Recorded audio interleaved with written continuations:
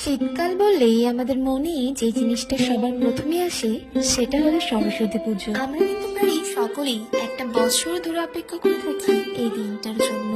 হাতে গোনা আর কয়েকটা দিনের অপেক্ষা মাত্র।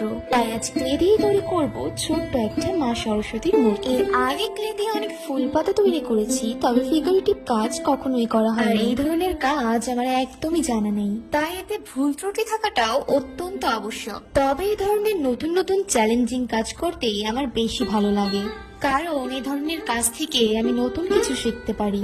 তোমরাও নিশ্চয়ই কেউ কেউ আমার মতো আছো, তাই না?